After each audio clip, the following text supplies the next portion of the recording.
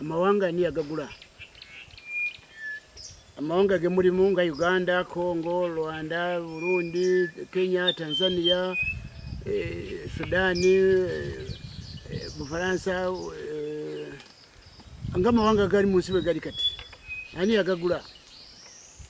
Era ensene eri ku kizibu kinene era akabonera kalaga nti gano madiini n'amakanisa ge mulimu mafu makyamu.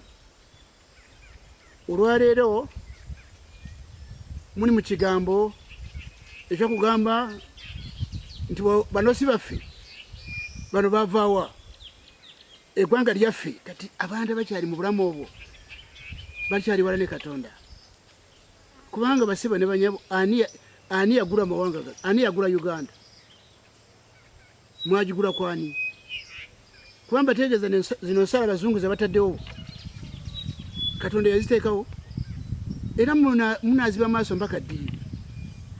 Katonda yateekawo ensalo zino ze mugamba ne Uganda ekoma wano. Abantu kuva dda buli muntu abeera gyayagala kubeera.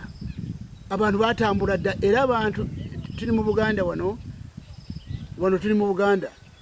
Naye mbategeeza nti bw'otunda Buganda, Katonda agenda ku Uganda yonna.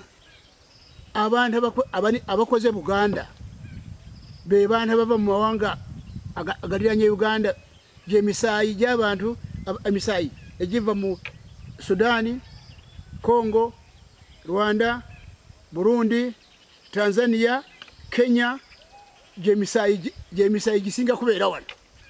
Bakugamba nti Abaganda tebava Gindi, Abanyola tebava tesimanyi Tanzania. Komba ebintu byammwe bye mulimu amawanga mwagagula.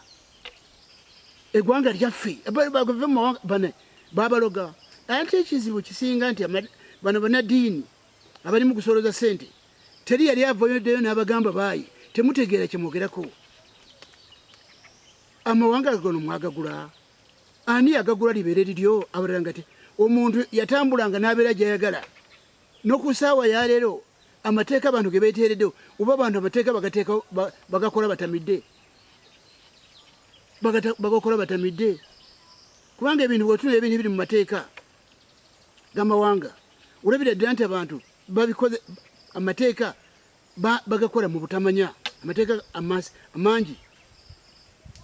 Omuntu oyinza kumugamba nti bwe nave ekongo, bwe mba neri mu Kongo nimve ekongo niwanima nimnonya emmere nimbulayo ninzija Uganda ninfuna emmere, ate okugamba nti ate eggwanga ani yagula eggwanga lino Uganda? Ani yagula Rwanda lyange omulala tasobola kulibeeramu? Ebyo byammwe bwabitamanya. Kubanga ne Yesu Kristo wajja wano, mbategeeza yajja wano okutufuula eggwanga limu. Fena nga tafuddeyo goli mu Kongo, oli mu Nyolo, goli mu Choli, oli mu Kiga, fena yajja kutufuula eggwanga limu, eggwanga lya Katonda. Nekirala nti amawanga gano ge mwenyumirizaamu era gwe mwewanikamu. Amawanga gano Katonda teyagateekawo lwa kutuwa kirabo. Amawanga gafunika lwa bujeemu bwa muntu. Mukimanyi nti ebyafaayo biraga nti abantu baali batandise kuzimba omunaala gwa Babeli. Abantu okusooka nga balina lulimi lumu na gwanga limu. Bayibuli kwegamba. Era kyobulwa nti kintu kyemujja mu madiini, ebyo bidiini n'amakanisa gamwe mubeeramu, ebyo bintu masabo gennyini. Abantu babeera mu bidiini bino n'ebikanisa bino ne batamanya nti amawanga gano gokugamba nti nze ndi Muganda, nze ndi Mukyoli. Abantu boogera ennimi ez'enjawulo byava mu kibonerezo, tebyava mu kutwa ebirabo nti Katonda tumukoze bulungi. Ekintu kye twafuna mu bubi, omuntu kyafuna mu bujeemu, abantu bakyenyumirizaamu. Nze ng'Omunyankole neweewanika, nze ng'Omuganda neweewanika. Ebyo byonna butamanya. Abaayi, amawanga ge twafuna, ennimi ez'enjawulo twazifuna lwa bulungi. Gwe wazijjawa era n'olulimi lw'oyagala walugula. Muliko ekikyamu kinene. Muve mu bintu mwawukana, n'ebyobufuzi bwe byajja nimutandika ate ku amawanga nimutandika ate bano basiba gwanga lyo waligula kwani?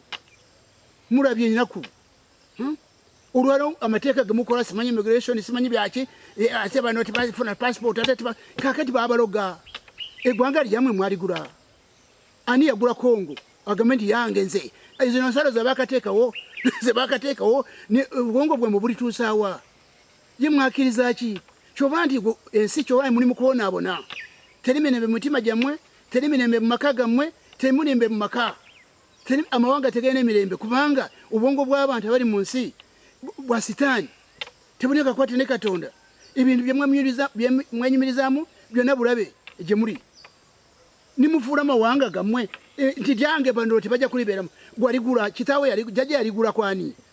Ebyafaayo bye mubiraga namwe bava mu mawanga amalala kujja muno.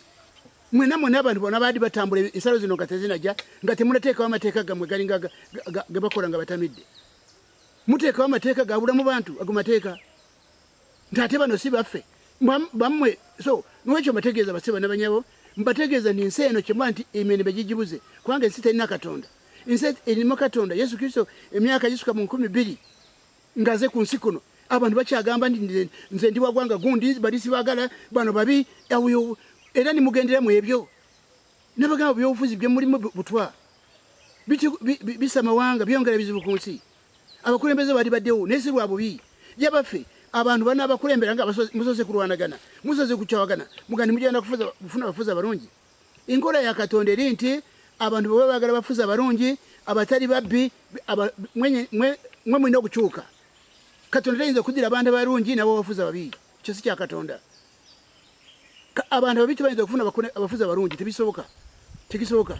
N'ekyo muwamanta mukwata bisubi temumanyi kyakola.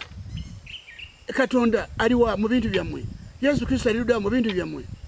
N'ekyo mumanye tamawanga gano butategeera obw'amaanyi okugamba ndi gwanga bano omuntu ali mu gwanga tamenya mateeka ogamba wavaawa abayi nze Sudani wanema ninzija kubeera Uganda kizembeera kakati ne abagamba Katonda kigobye Katonda gwatagobye gwo waki Katonda gwanga mwaligula kwani abazungu bano nabo babonabona bayina ajagamba ninja kubeera nembwa yange sagala kubeera na kirala ngogatane ne mirembe nja kubeera ne mbese manyane ne kapa ebere munanga twewunaganye sagala abantu banumya mutwe ngogantane ne mirembe balina sente ne mirembe bali bagirabyeko n'olwekyo basebo ne banyabo mugoberere obwandisi buno ate eggwanga lyonna eritagoberera obwandisi buno lyakugwa mpaka nabyogerako dda amawanga agatategedde agatatabaganya ne Katonda kyembagamba ni Museveni nga kyali wano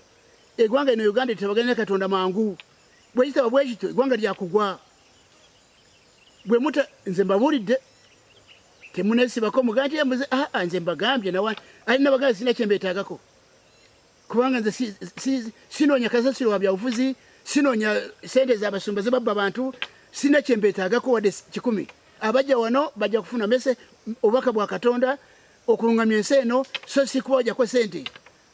Nze ni mulimi nabagamba naliko mpaka za Uganda mu 94 nali abenavuganya nabo ne olwakubiri mu Uganda kakati nkwegaza sente zaki. Nze ni mulimi era famu yange mbategeeza nti yali wakubiri mu Uganda yali ko wakubiri mu Uganda benavuganya nabo nubwo ekyo sina kyenkweguyako kugasi bono janja ujja kumba sente sebo jangu wano kitongo jene sente zikuleta ne zikuzaayo nobona yagala kikulabirira kulwo naye eno tetulina kyetukwetaagako n'ekyo mbategeeza mazima President Museveni abana byabufuzi bonna ekibatta omuntu bwasibatayi nayogera oluzungu bazategeera nnyo bwe bulwadde bwe mulina mu mitwe gyammwe nze ndi wa Kyakutano primary nawandika ekitabo bakiyita Rise of Africa 26 kyafuluma abakugu mu university Makerere bakikiriza kyokka oza degree PhD kati PhD kasasiro bwe ababbi bali wano si ba PhD bana kakati amagezi ga Katonda gegeetaagisa ensi eno amagezi g'omunsi Katonda yagadibya tegakola n'ekyo mugobera amagezi ga Katonda nga bwe gali Paulo gayogerako Bakolinso ekisooka essula 2 olunyiro kuva ku lw'omukaaga mutambulira olaba amagezi agava mu ggulu agali mu Yakobo essula 3 n'olunyiri rwa 17 n'olu18 ago magezi gegeetaayibwa mu nsi so ziza PhD simanyi za degree eyo yonna mbiza tonyumiza kubanga nkimanyi nti abo bonna teri obuyigirize tebukagaza munda tali mubbi kyekizibe ekiri mu buyigirize bwa Uganda n'amawanga gani obuyigirize tebukagawaza munda tali mubbi katogonago magezi nga bagutuma magezi ng'oleeta mubbi kati nze omuntu yenna ow'amagezi yategedde Katonda yekka abalala tebamanyi tebakulimbangako era nze tombuulira nti simanyi ndi PhD tonyumiza kasasiro kubanga beba byali bani bukwata ba degree simanyi ba kawo simanyi awo na ba degree yo dokita manya twa awo na eyo namba tegeza mageza katavude mu gurugo na mafu ndi muwandisi William Gasoni baguma mu gobere buwandisi bwange